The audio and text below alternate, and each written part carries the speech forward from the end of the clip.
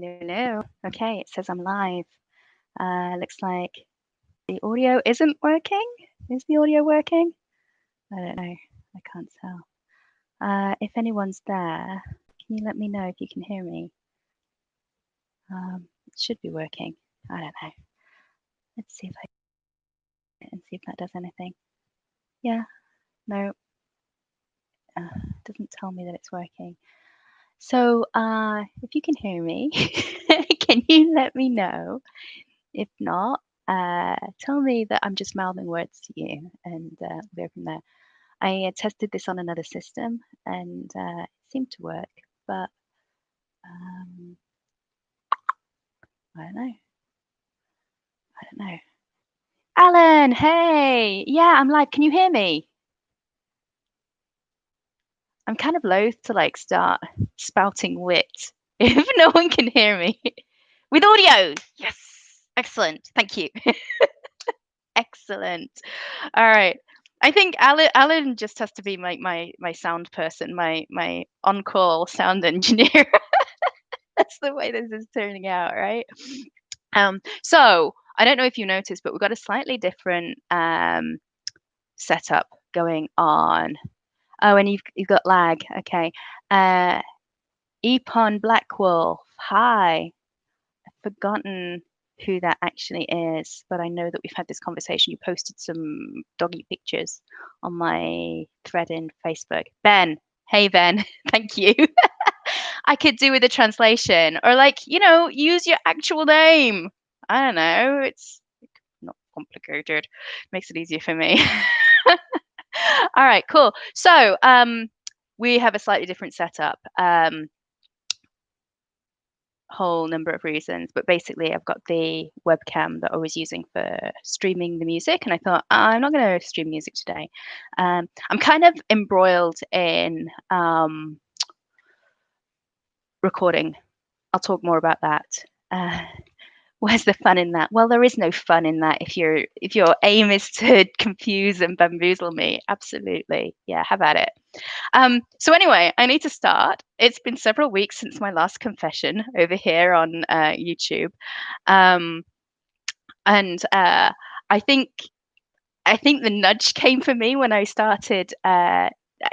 I've been vaguely aware the last day or so that I've been talking to people about stuff that they really don't care about.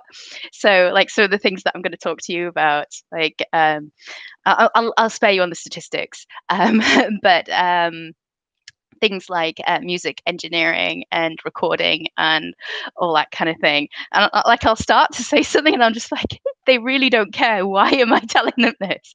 And even today, like I was talking to my mother and I was telling her about this website that I found that has like really cool like gifts and stuff on it. It's like novelty, like intricate, fun artisanal stuff. And she was kind of glazing over, and I'm like, that's not like my mom to glaze over. And then I caught myself extolling the merits of powdered milk. So I don't know if you're aware, but there are like supply chain issues apparently, like in the UK, and we knew that this was going to happen, like partly because of the virus and partly because of Brexit. So it's been kind of like on the horizon, and here I've been kind of like stocking up because things are like uncertain in all kinds of ways. And so I had this powdered milk in the pantry, and I feel like I'm becoming Americanized because I say things like pantry. Um, so it was there as a backup, and then they didn't deliver my milk with my normal shopping. Don't worry, I'm going to get way more interesting in a moment. I'm just using this as an illustrative point, okay? so, um, so I didn't have milk, so I'm like, oh, I should try that powdered stuff and see what it is and what you do with it and all that kind of thing. And the other thing is that it's in Spanish, and my Spanish is pretty non-existent. But like if you know French and Italian, you can kind of piece together like 20% of the words. So I'm like, it's definitely milk. But here's the thing, it makes my coffee like amazing. It's Do you know, like if you're a coffee drinker, you'll get this. It's like there are some things in life that like you've just got to get them to perfection. Martinis is one of them, and if the ratios are just like slightly out, it's just not the same experience. And it's the same with coffee. And so, we go to all kinds of lengths to make sure that, you get the right beans in the ground. And, I use a cafetiere. It's my way of making sure that it's like the exact strength, which is generally like just shy of being able to stand a spoon in it. But then when you go and put milk in it, like the milk fucks it up. Thank you, Alan. Absolutely. He's saying damn right. So, the milk kind of waters it down, and it doesn't matter what kind of milk. I've tried everything. Like over here they have half and half, and they have like I even tried when I was doing keto. I tried the full, what's it called, full cream. Yeah, and it still didn't do it. It was just, I don't know, it was just like fat, and it just didn't have that mwah. I want to say the word schmalch. I think that's the word. And it's a word that one of my conductors used once. And it's like dripping with fat and sugar was how he described it. And we had to play like with schmaltz. Anyway, sorry, random thoughts. This is what you're here for. This is why I'm doing this. So the point of all of this is that this powdered milk doesn't add water to the already perfect coffee brew. And so you just get the effect of the milk part without like water or liquid or anything. And I'll tell you, it's improved my coffee like tenfold. I'm so glad. I'm so glad that I was worried about, supply chains, and it prompted me to, because so now I'm kind of like they've fucked up, like sending me milk like a few times, and now I just use it as standard, and I'll just use the milk for cereal and stuff. But I'm kind of in half a mind to just stop bothering buying milk because it goes off if you keep it for too long and all that kind of thing. So there we go. So Ben's saying add alcohol, and so Alan, you don't like half and half either? Yeah, it's fine, but it's just, I don't know. It compared to the powdered milk, Mm, it's delicious.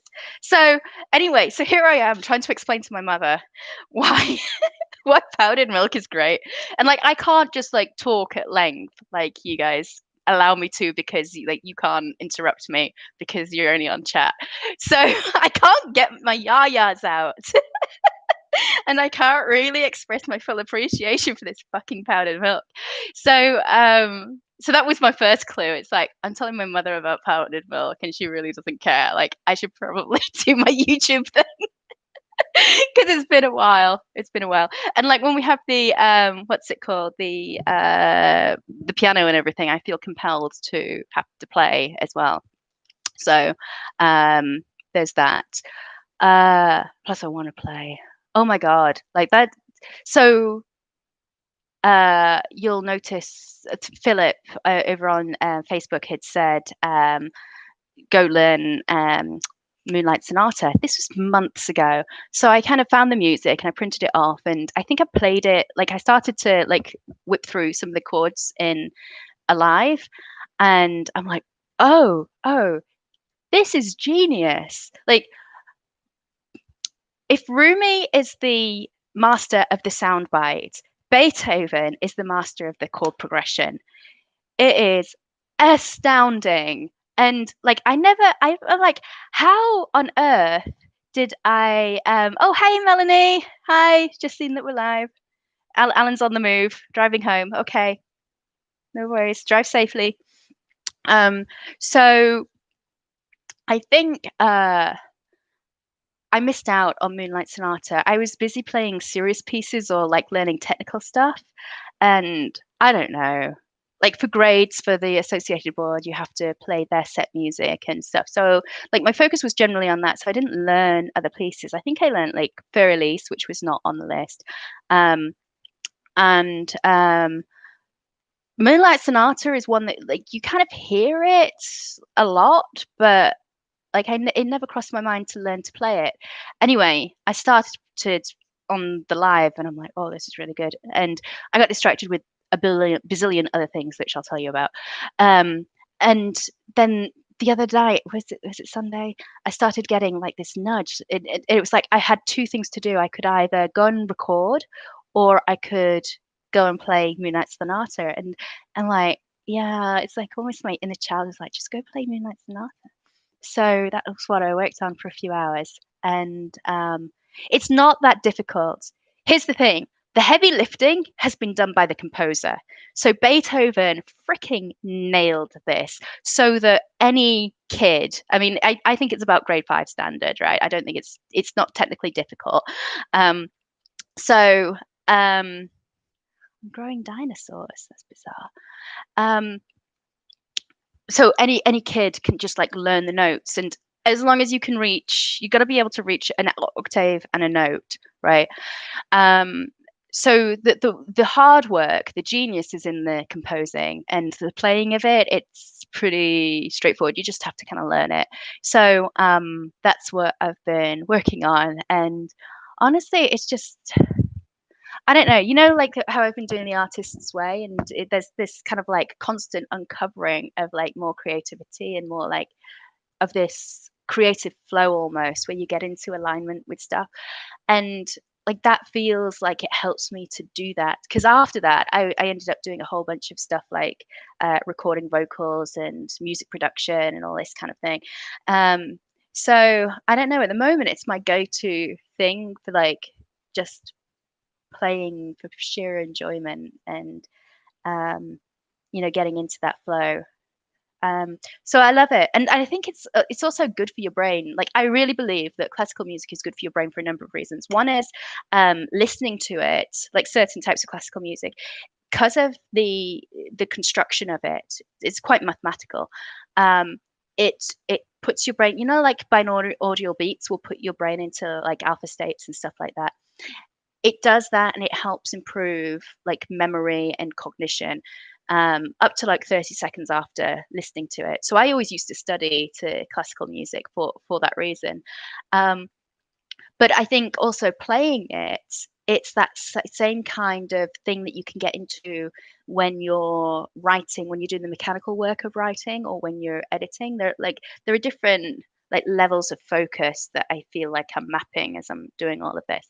And I feel like even playing the piano, like it takes energy to sit up and to sit at it. So it's one of those things that'll take up the focus, time, and attention and energy that I have in a day. But it's still worth it because it kind of puts your brain into that state. Like Claire was telling me that reading will put your brain into a certain state, and like it's almost meditative.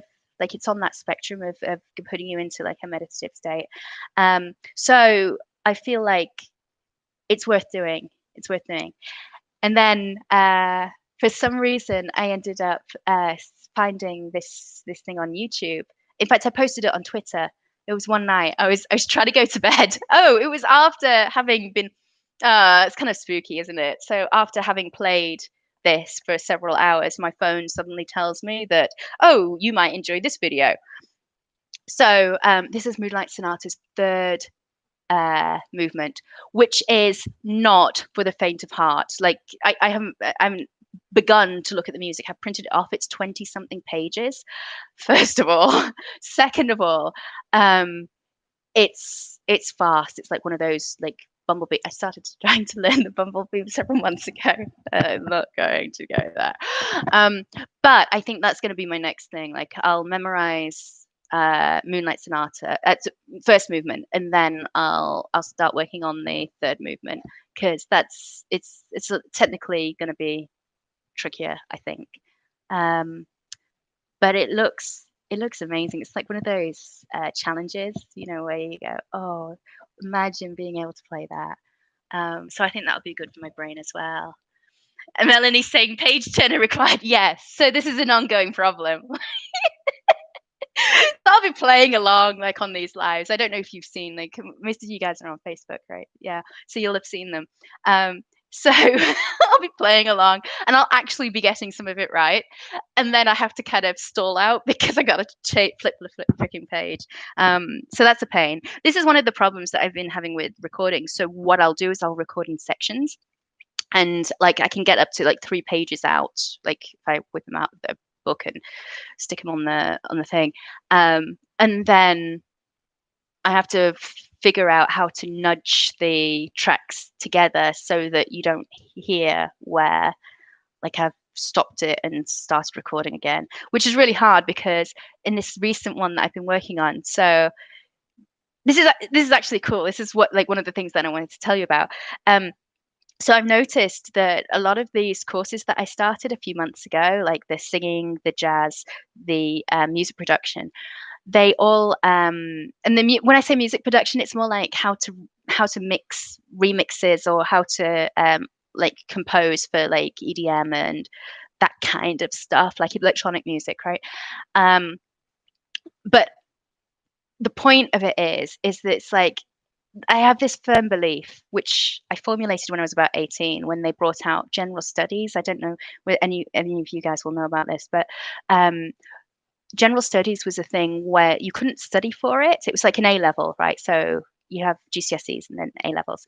It was an A level that they brought out, and you couldn't study for it because it could be anything from any of the subjects, whether you took them or not. And it was about trying to um, help students to understand and help teachers to teach it, probably, that when you're studying a subject, you're not just studying that subject. They're all interrelated. This is why I like. Have you heard me geek out about? Oh, what's he called? Not Noam Chomsky. Um, oh fuck. Uh, one second. One second. I know where the book is. One sec.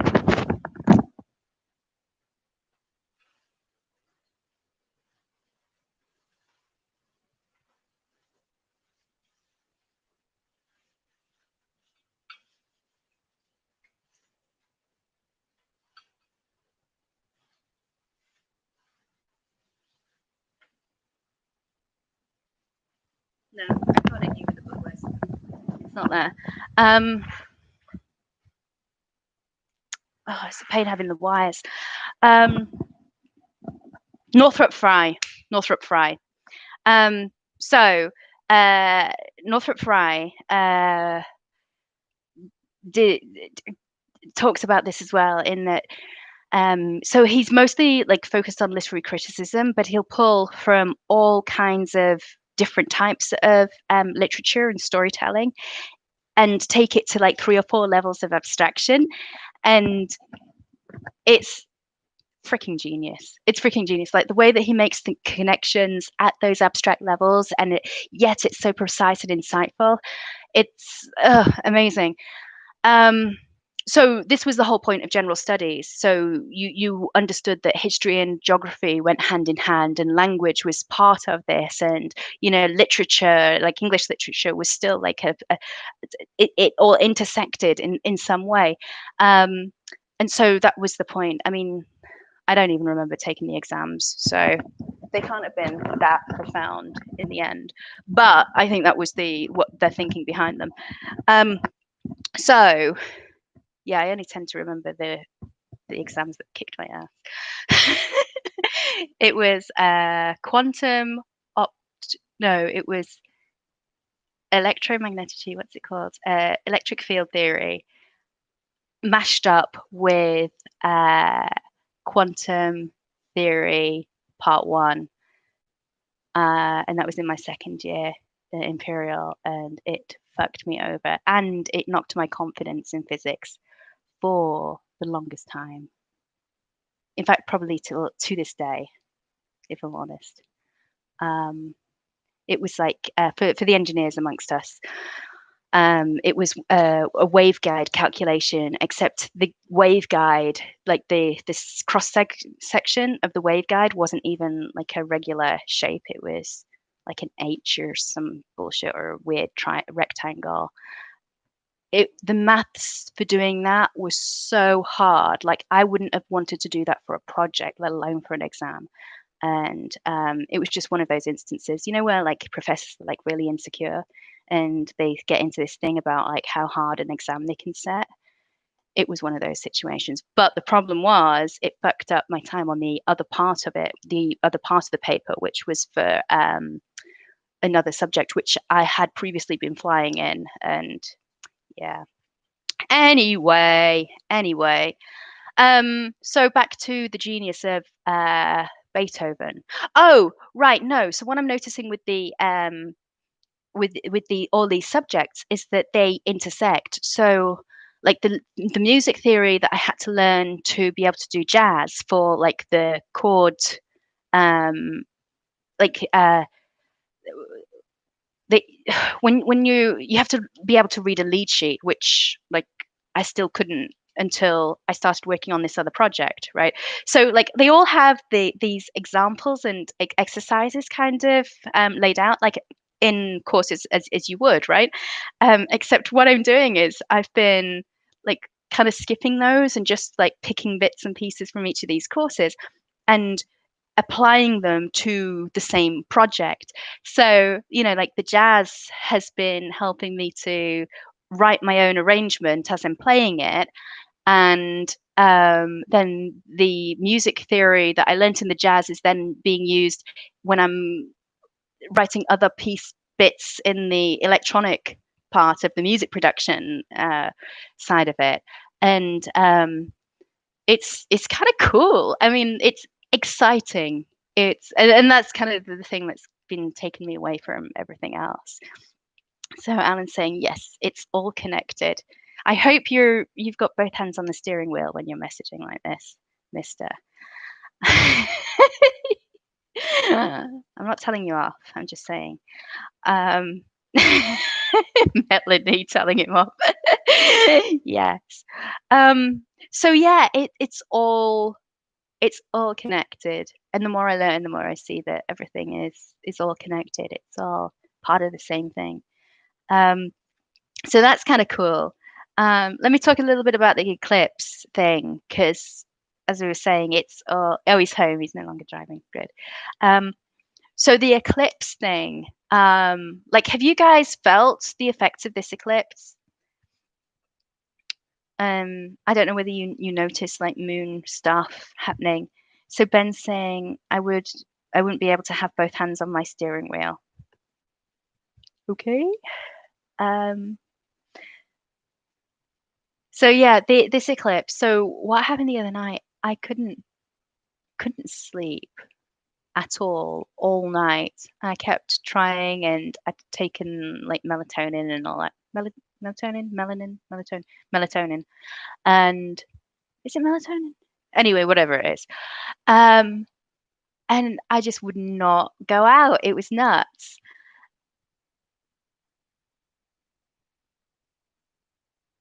Sorry, I'm reading a chat message. I'm like, okay, sorry, just where my mind goes. Um, so yeah, and I wouldn't go out, and I think I got an hour, and then I had to be up for a call. So I did my call, 8 o'clock. And straight afterwards, I'm like, fuck this, like, fuck the day. Like, I am going back to bed. And so I took more of these melatonin thingamajigs. And I woke up, and I think it was about 8 o'clock at night. And I'm like, well, that was a productive use of the day. But like with everything going on with the eclipse, like I felt it for several days coming up to it. Like there's been a sequence of things like a shedding of like beliefs and belief systems, and we're seeing this like on a global scale, but like we can also see it in our own lives, and where we can kind of what's it called, like embrace it like internally. It's so Alan's saying eclipse or full moon. Uh, so it was a new moon, but it was also an eclipse. So it's a solar eclipse. So the sun is here, the moon is here, and the moon goes dark because it was a full moon when it's like round here on the other side of the earth, and it was here. Yeah. Um, so what was I saying? There have been a series of things. So I felt it a few days before Neptune going direct. Something else had happened prior to that as well. And there are all these kind of transitions which are calling us to drop illusions. So Neptune is the archetypal planet of illusion, of fantasy, of um, well, illusions and fantasies.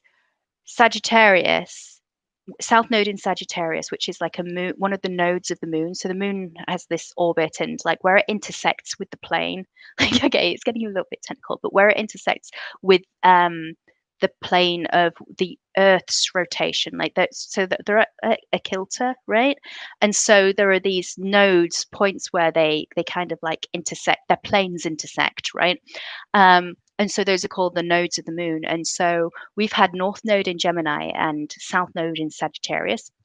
And so a south node is a letting go. It's a past thing, but a south node in Sagittarius is a lot of like delusion and belief systems, and we've seen this blowing up massively since this transition, which was about March, I think.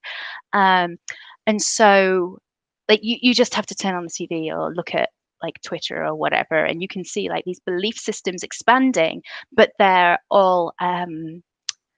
inflated and they're erroneous, like that it's spell casting and bullshit, people tapping into it to siphon energy and all that kind of thing on a metaphysical level. I'm not meaning on a practical, on think of this as an abstract metaphysical level, right?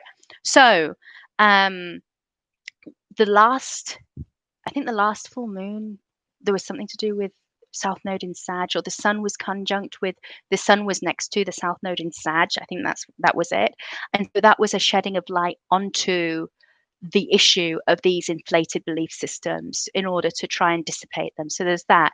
Then and prior to that, Neptune had gone direct. So Neptune, the planet of illusion and fantasy, had previously been in retrograde, which so in retrograde we re-examine these things and we get ready to let stuff go and so on. So when it comes direct, we should be on the right path, and if we're not, that's where we get the jolt. And so you can map like the series of jolts that have happened all along the way with people's like belief systems being challenged, right? So this last eclipse was just the last in like a series of 3 or 4 of these things, and obviously like these things are holographic, and they happen like on bigger scales as well. So if you look at some of these things, like so the Neptunian kind of um cycle has been going for like hundreds of years, and so you can track back to various things. So I think the last time that there was something about the Neptune being at the precise point when the Salem witch trials were happening, like in the previous cycle. So it was with the 1200s or something. um so anyway, it's a lot. So if you are feeling a little bit challenged in the state of things, in the state of the world, or in your own life, like that, just be aware that it's not just what you're dealing with. We're dealing with this on a planetary scale. So, and it will pass. It'll pass. But like personally, like my best thing, my hope with this is to like evolve as much as possible given those parameters, given the opportunity that we're being handed. It's like, what can we do with this opportunity, and how can we grow the most from it? So that was what was going on for the last few days for me. So that was kind of intense and nuts. Um, so yes, what else? I'm moving on my post-it notes. Um, so with the recording of the music, so I'm hoping to have something to whack on to YouTube, um, maybe in the next week. Started recording the vocals to it. Um, and I want to do some like cleaning up of it and editing and whatnot. But yes, so I'm learning so much like doing the recording, because you have to listen to everything and several times, and then you get to re-record and re-record and re-record as many times as it takes, as many as necessary. So it makes you like hone your ear, but also hone the skill as well. So, and being new to singing, shit, it is hard. There's a lot of work that I've got to do. A lot of practice. But the practice is coming along, So I'm noticing that my range is expanding and my capacity for holding the notes and stuff is expanding. Um, but what's also been happening is that I've had to uh, physically work on things like my abs in order to help with the intercostal diaphragmatic breathing, to increase lung capacity. And recently, someone said about one of my friends who's a singer. He sang with Barbara Streisand. Can you believe that? It's amazing. I had never known. Anyway, he told me about it. And I told him that I was struggling with various things, and he goes, "Okay, so there are things that you can do, like if you bend over double to sing out of the mask." So, one of the things that I didn't even know existed was that you don't want the sound coming from here or here. You want it coming out of the front of your face here, like the mask they call it. Um, so I was struggling to get my head voice out of my mask, and that's where it starts to kind of come into like alignment. That things start to click and work. And he's like, "Oh, you just bend over double, and you do your scales, and your practice is bent over double." So I do my singing practice, and I'm bent over double, and then he's like, "Oh, and when you're trying to get the high notes, you want to bend your knees." And so there I am, so this is another thing about all these things coming together. I don't know, a lot of little girls do ballet when they're kids, right? So here I am, doing pliés and all of this, so it's kind of coming back to me, and I'm trying to scale and trying to be a puppet and all this kind of thing.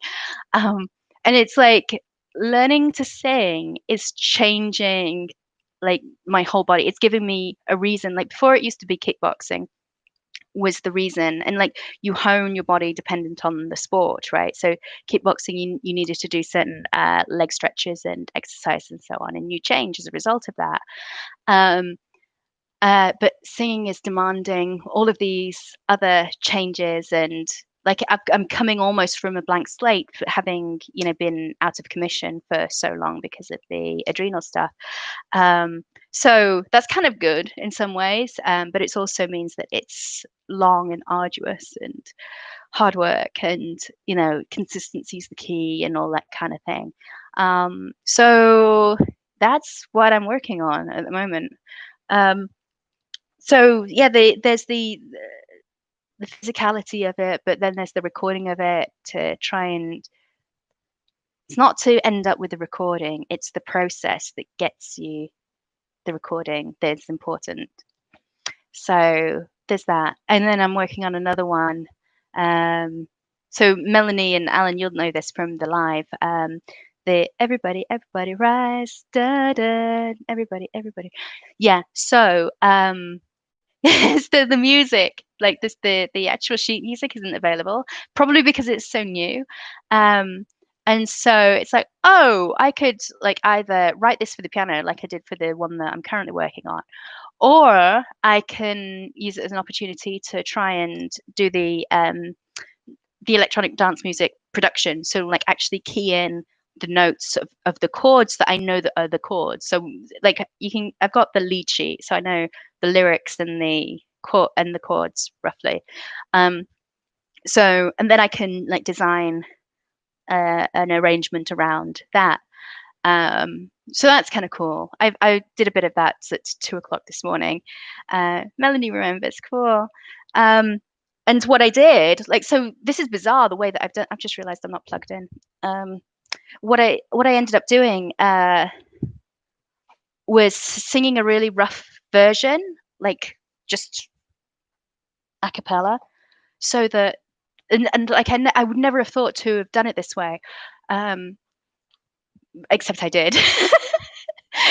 So, um, but so I'm listening to the track of the singing and finding the music to go with it, creating the music to go with it, on the what they call the piano roll, and putting the chords in and trying to fill that out.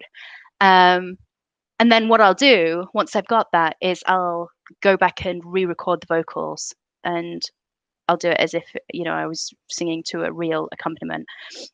So that'll be interesting. I think that's the way to do it, or that's going to work. But yeah, so progress on those fronts. You're going to ask me about the books, aren't you? Let me talk about the books so that you know that something's still happening. So Maze Runner 2 is nearly done, nearly ready for the editor. I think I've got like a handful of chapters left to that. Um, and that's something that I'll knock out soon. Here's my problem. I'm trying to also finish some books like on my currently being read pile so that I can finish December out and then start January fresh with a whole bunch of other books that I still kind of need to read and have like started or a few chapters in. So I don't know. I don't know. But some of this like yay the books is what Alan's saying. It conflicts because do you remember I was saying about like these different like cognition levels, right? So um say punching a thing is here and writing plotting is up here, okay, and then reading is around here, but it depends what I'm reading. If it's the Jim Butcher stuff, it's like super easy. I can like almost read it while I'm falling asleep or listening to it when I'm falling asleep. But some of this other stuff is quite technical. So the Ray Dalio stuff that I really want to get finished is almost as hard as writing. So that kind of there's a lot of like there's a burn rate to that in terms of like mental ability. So that's kind of hard. Um, and then there are others that are mixed in between. So then there's this kind of mid level where it's like, oh, I can either work on getting Maze Runner finished, or I could read and finish some of these books, right? Um, and it's not that one's more important than the other. In fact, like maybe I need to just decide, like for this week, this is what I'm doing, and this takes priority. And I think like I'm talking this through so that I can kind of separate it out, tease it out in my head, because I think I get stuck between the two, and then I go, oh fuck it, it's 8 o'clock. I'm going to watch DS9. So, which is my current chewing gum for the eyes at the moment. So there's that. Uh, oh, really? So Ben's saying I stopped reading Jim Butcher's book after his last ebook was $10.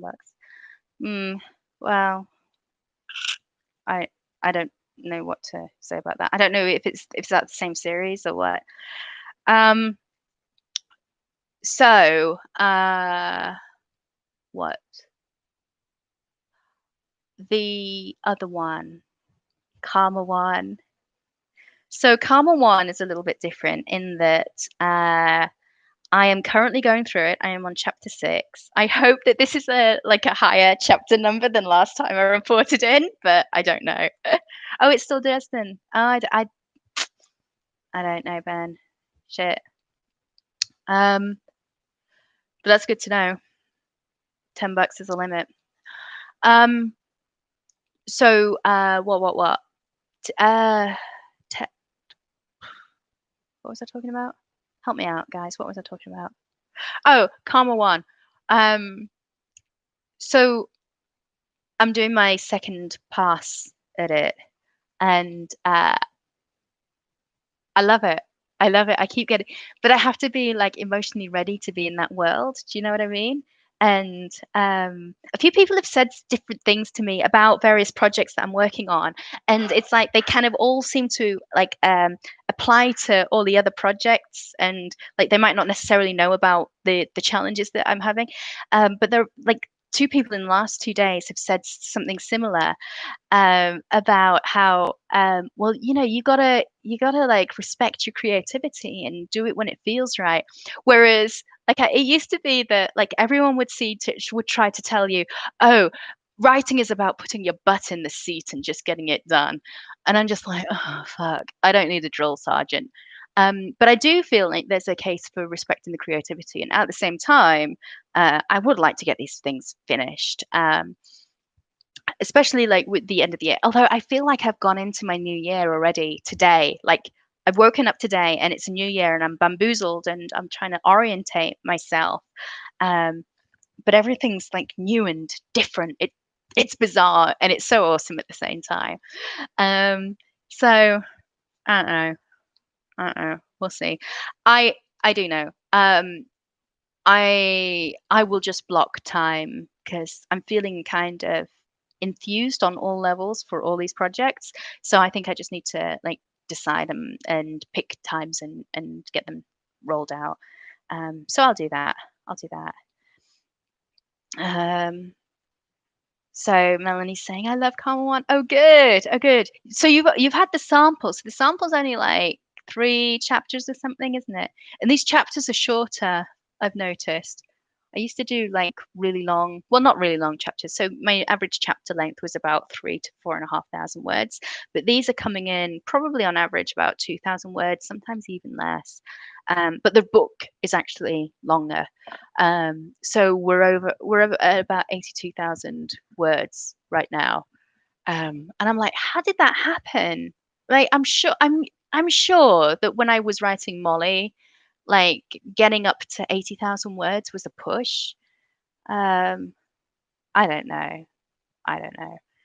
It's bizarre. So Melanie's saying yes, 3 chapters, no discussion, a couple of spelling errors. So we'll drop me a note. Okay, brilliant, thank you. Well, I'll tell you what, Melanie, would you like to read the entire thing after we've sent it to the editor? So don't worry about the spelling errors now because no one's edited it. But if you and a few others want to what's it we used to call it jit, want to jit it before after an editor's actually been through it. Oh yes, please. Yay. Okay, cool. All right. We'll make that happen. Um, so yeah. So for those who don't know how editing works, I think it's something like after it's been through an editor and a proofreader, you expect to still have an error in one word in every 20,000 words or something. Um, and Alan, is this you presenting yourself to for shit reading as well? Tumty tumty tumty tum. Well, I don't know if you wanna. um, yeah, so I think it's one in every 20,000, which means that there is still errors in text that you put out, no matter what. And like it doesn't matter whether you're a publishing house or whether you're an indie publisher. Like this is a thing.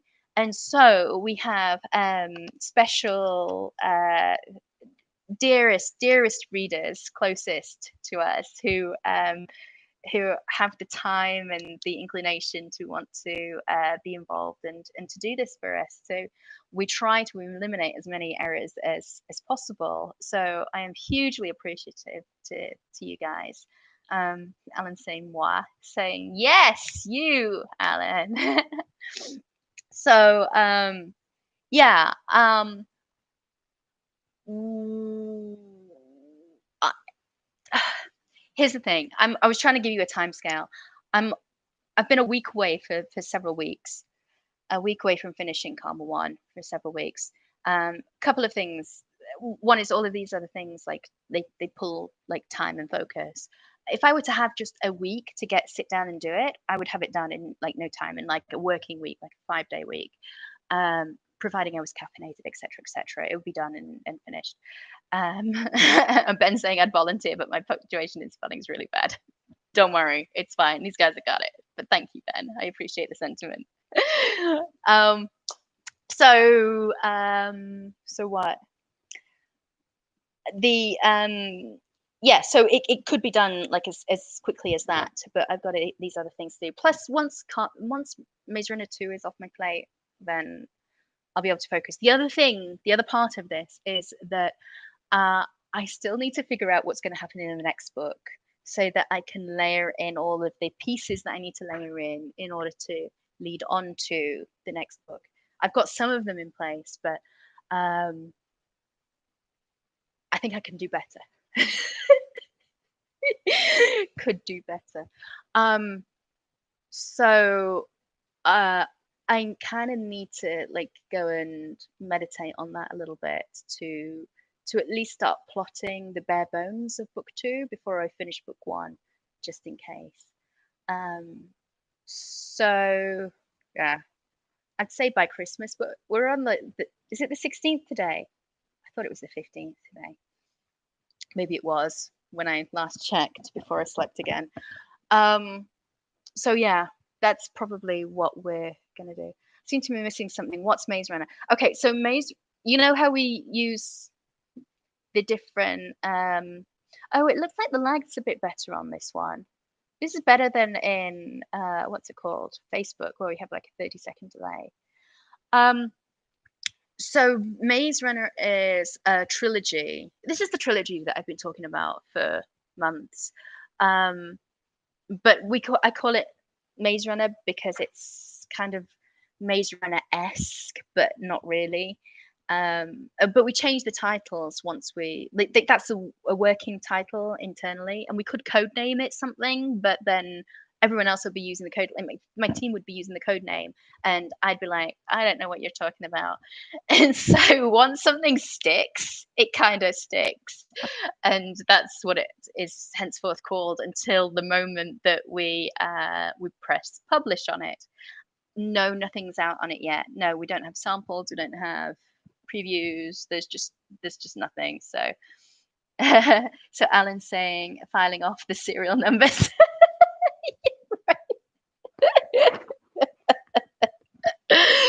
So yeah, and also so Maze Runner is a trilogy that I'm doing with Jeff Cheney. So his team will be beatering it and jitting it and editing it and all that kind of thing. So there's nothing for us to do. Like I just throw it over the fence and they handle it. Unless there's something that drastically needs changing, which there shouldn't be because like this world is something that I created. It's brand new. It's not part of his universe or anything, so that should be fine. Um, so yeah, that's all that's going on. I just need to get a bigger vision for where the Karma one is going. I do love it.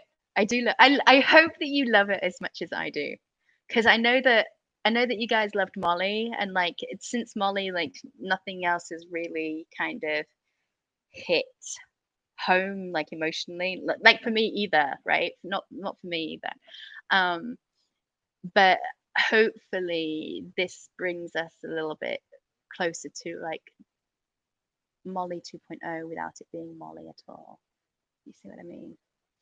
So I don't know. We'll see what you think. Well, you guys are going to let me know before I publish it, so we'll see. So yeah, I think that's all the news that I have. Unless you have questions or things that you wanted me to talk about, so you can always type those to me and let me know. But God, we've been going for 48 minutes already. How does that happen? How does that happen?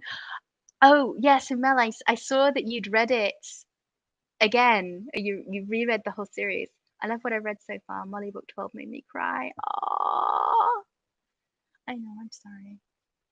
I'm sorry, but not sorry. Like, that was a little bit deliberate. Okay, so here's something that I might talk about, just because it's you guys. Um, so a lot of you have read the Catherian Gambit stuff, right? I haven't read it all. Like, there's too much. I had to read a little bit of it. In fact, Mike, why I ended up with a Kindle, because Mike was like, "You need to read some of this before you start writing in the universe." I'm like, "Oh, well, all right." So, yeah, that's right, Ben. Time flies when you're having fun. So, what?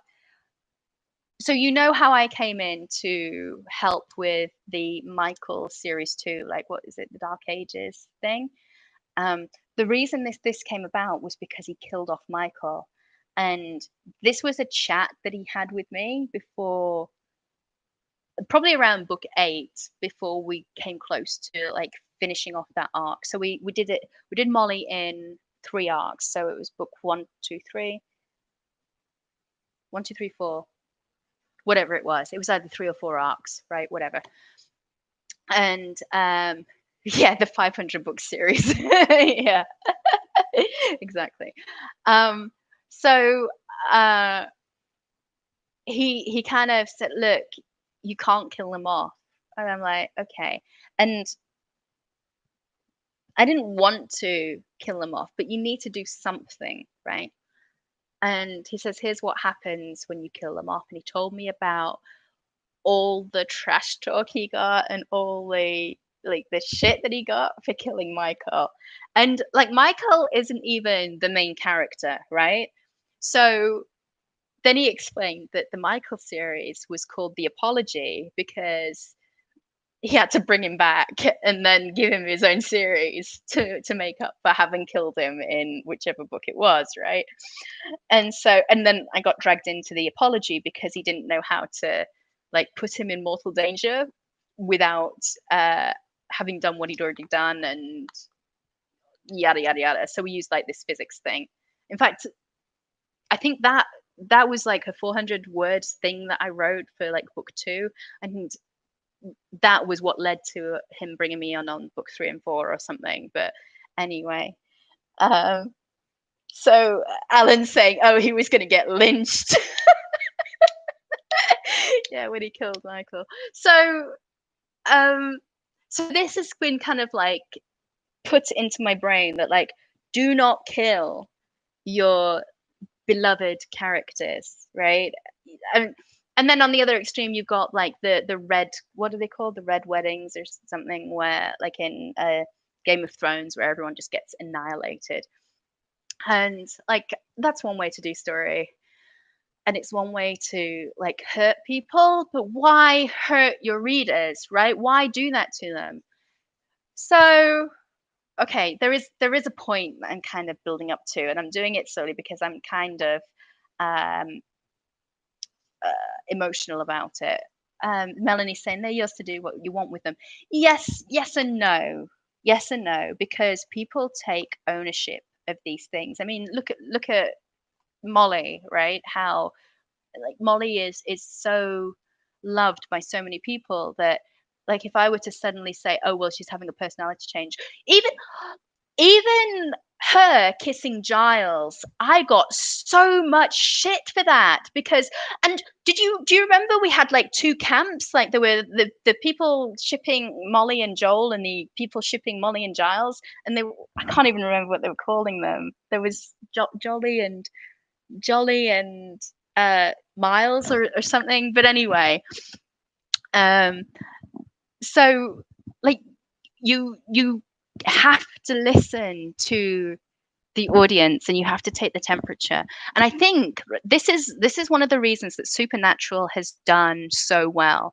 It's because, and I know I'm crossing over from TV to books and stuff, but I think it's the same. There are similar principles.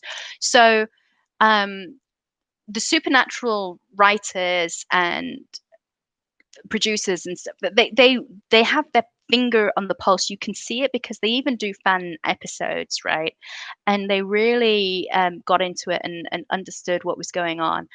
And you know that they almost created the series as a love letter to the fans, right?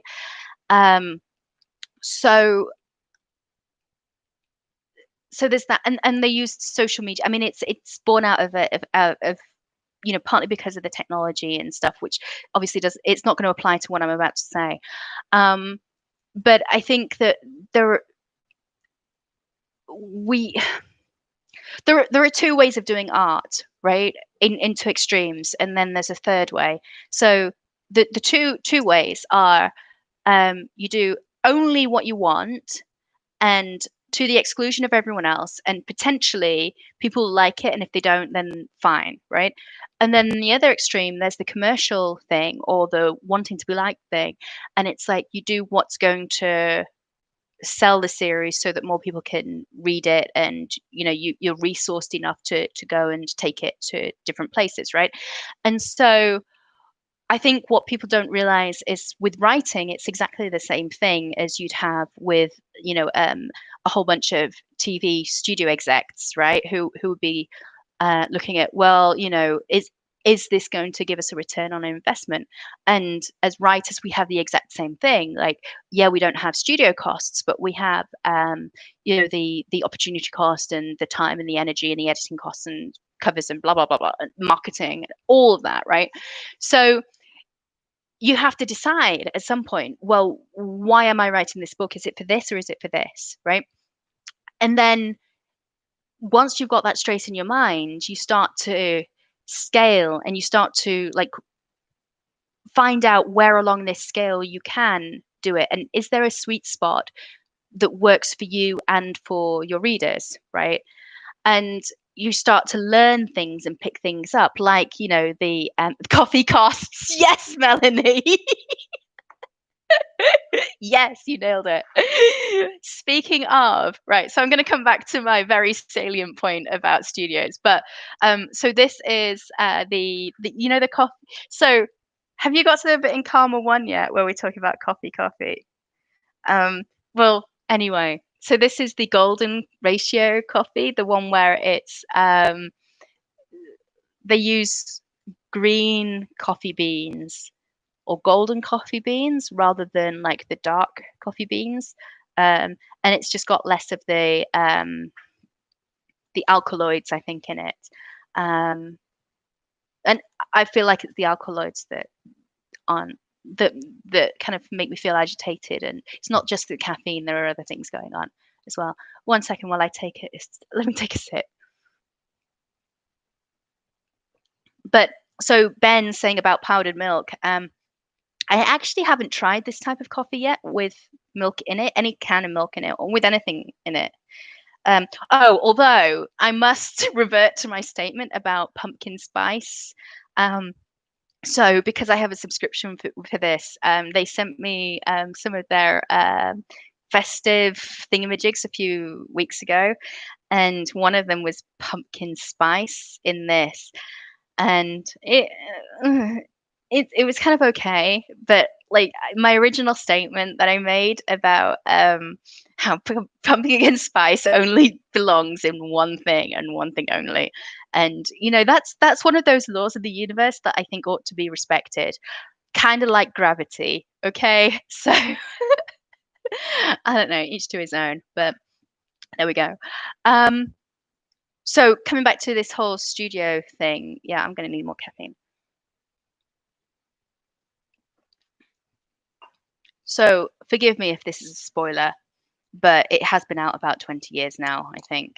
Um, I learnt from friends on Twitter that you all know Next Generation Star Trek, right? I heard that they killed Data eventually in one of the movies. And so all of this like talk, well, apart from the fact I was emotionally devastated for like a week, um, I can't get over it. All of this training and paying attention to what goes on when you kill off beloved characters kind of makes me go, they did what? So yeah. Anyway, there were reasons for doing it and lots of other reasons. But it's yeah, you need to listen to Dennis Leary coffee talk rant.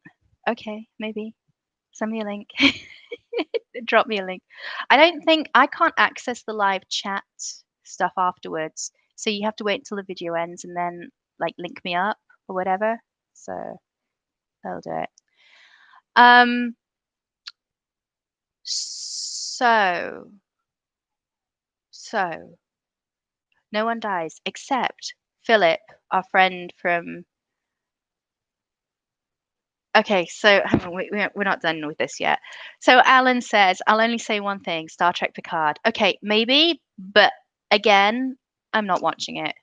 So all of this culminated in me going, "They did what?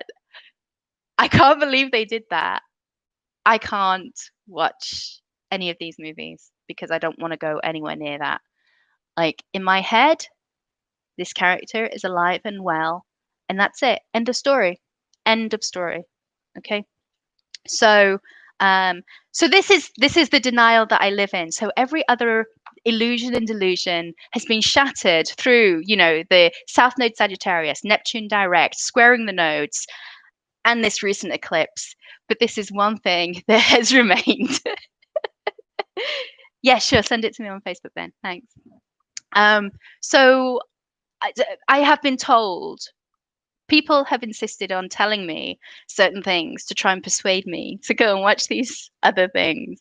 Um, so I understand a little bit about like the various timelines, and I think that's genius. I think it's a very clever way of dealing with something that was you know, something that they kind of had to do and they had to work in. So great. However, um, and I'm sure they're doing it great. I'm sure they're doing a great job. I just don't want to think about him being dead. That's it. That's all. That's all. Okay. Um, Evening, Michael. Good to see you. You just joined us. We're just wrapping up. Um, I did have a few other things to say about characters dying,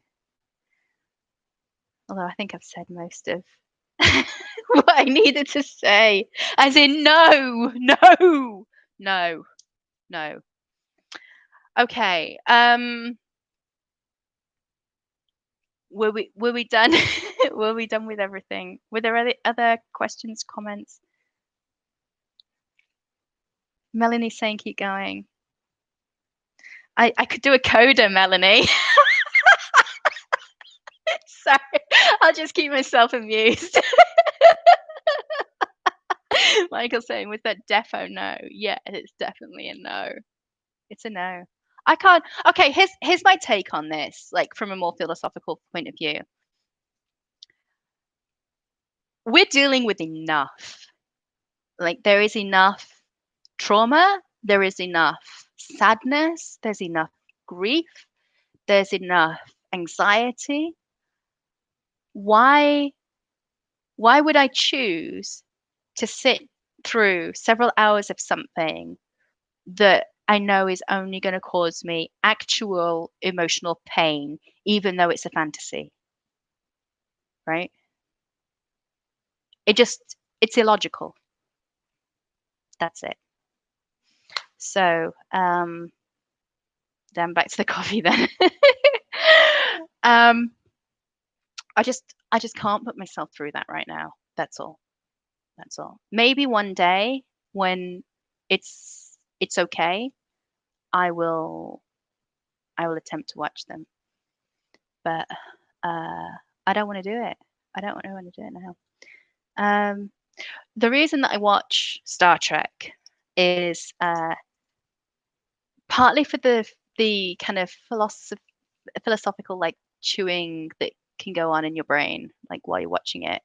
Partly because it sparks other ideas and different ways of looking at it. Partly because I love like the environment of like just imagine if you didn't have to deal with certain types of bullshit and if people were like actually decent and the people who weren't decent were the outliers.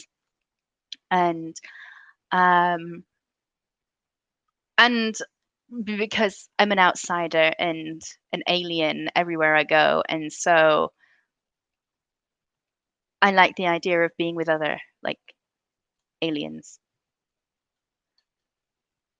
Sorry, this is probably like TMI for YouTube. But I think,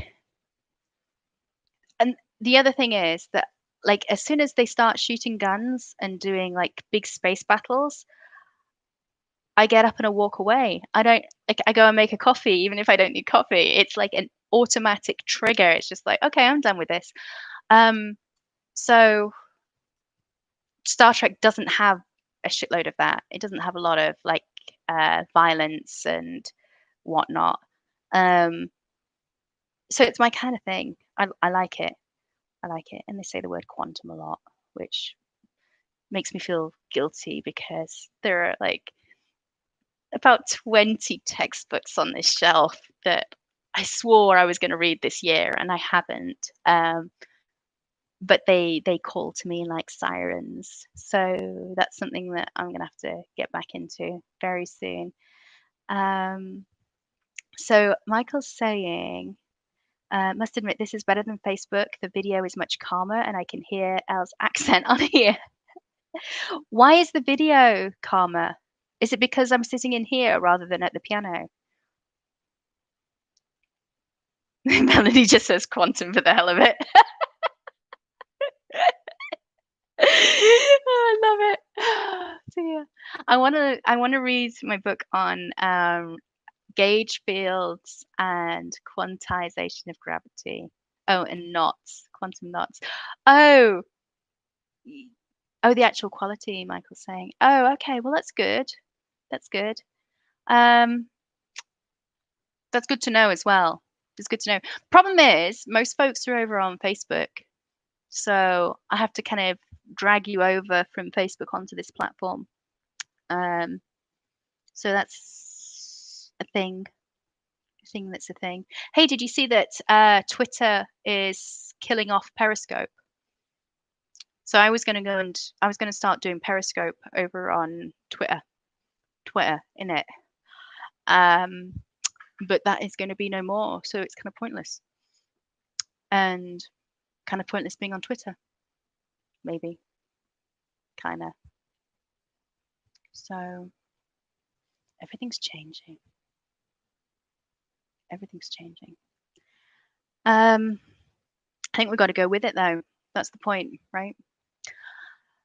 So, I know you've just joined us, Michael, but we were just kind of wrapping up. I think I've said enough about most things. Yeah. Okay. So I was explaining to a friend of mine who's in LA. Like he periodically takes the piss out of my accent, which I don't know. I think it's an excuse to take the piss out of me, to be honest. When he can't think of anything else that's poignant. But I was explaining, he says things like cheerio, and it's like, dude, no one says cheerio. Like, never in my life has anyone said. Well, I think maybe it might be like a little bit of a Cockney thing, but like, it's not what the kids are saying. So I ended up actually explaining to him the whole thing about in it and how it doesn't have like it's not actually isn't it and it's not aren't they and it's not it's like it's all of those things or it could be it's so ambiguous and then people say is it did you get to this one, Melanie? Has that cropped up in your area? Like is it um so I had to explain about the whole is it thing. Um, and then I had to explain that like on Twitter, we have this whole other lingo that you got to be down with the kids with. And it's like seriously, I had to confess that like so I have a friend who's a lot younger who will every now and again if I get stuck with something and I can't discern it from like so my first port of call is Urban Dictionary and if that doesn't like if the disambiguity isn't helping me I'm like hey and I'll ask my friend to like explain it to me. So just so that I don't appear to be old, like I'm used to being the youngest person in most rooms, right? And um, the youngest person like in groups. And but the older I get, the less chance that is likely to happen. And like since joining Twitter, it's like, oh, I really am not the youngest person here. So I've had to learn a lot quickly. um so let's have a look. So Michael's saying I've had 2 new members in the official group. Oh, this is the fan group. That's awesome, Michael, well done. Yeah, I noticed that someone had requested to join, and so you're keeping on top of that and looking after them. That's sweet. That's really great. I'm glad that you guys have got that and you're enjoying it. Very cool. I'll pop in now and again. Um, cool. I can't remember what else I was gonna say. Was I gonna say anything else? I've been trying to sign off for like the last 10 minutes. But it's good to see you guys. I'm glad that you're here. I'm glad that you came across from Facebook. Um, yeah, I will do some more live streaming soon, like with the piano. I want to let me get the recording done because the other thing is like I can even feel my voice going now. Um, we only get so many like vocal like my coach calls them vocal dollars to spend each day. And no, we're not. I'm just explaining this. So there's only so much that I can use my voice. And I also have only so much like creativity to burn. And like there's another thing that my friend Mal used to say was like spoons. So she's got like an ample like stack of spoons like for dealing with like social interaction, and I have a very limited supply of spoons. And so you see me and you think that, oh, I'm an extrovert. I get this all the time. People are like, oh, you're totally an extrovert. Oh, I bet you go out partying all the time. And I'm like, oh, you have no idea. And it's not like I even pretend. It's just that like when I start talking to people, I light up. Like it's like an energetic exchange, right? Um, but like if you were to see me, like th- this has been like an ongoing thing that I've been told in relationships is that like when I'm like on my own doing my thing, apparently I'm a different person. I'm not like as uh alive, I guess. So I think what happens is that I have to recharge. It's like a normal introvert thing, right? So I have to go in and recharge and do stuff. And so, okay, see you later, Alan. Take care. Um, so Alan does exactly the same thing, right? Okay, cool. Yeah. So, so I can't do like two things on a night and all this kind of thing. So, I won't be singing tonight. Maybe tomorrow. But what I was saying is that I want to try and get these recordings finished, like at least the vocals, so that I can do the sound engineering and finish like producing the mix and stuff. So I might not go live this week. But what I'll do, I'm getting into the habit of doing this, is posting on what's it called, Facebook, and I'm just trying to work out what time it is over at Alan's. Must be late. Um,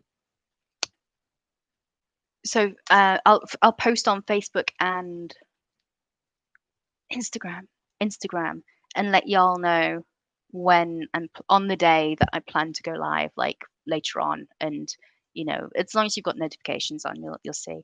I'm tending not to post on Twitter because a lot of trolls and stuff. So I'm just like, I just don't want to be involved in that, right? So it's about 10 UK time. Yeah, thought so. Cool. All right, my loves. Well, look, awesome to hang with you. Good to see you. Good to connect. Uh, I'm gonna go and rest my voice now and try and get some work done. I will keep you posted as the books progress and you get something to read. But I'm glad that you're here and that you're well and yeah, we'll talk again very, very soon. Yeah. All right, guys. Take care. Sleep well.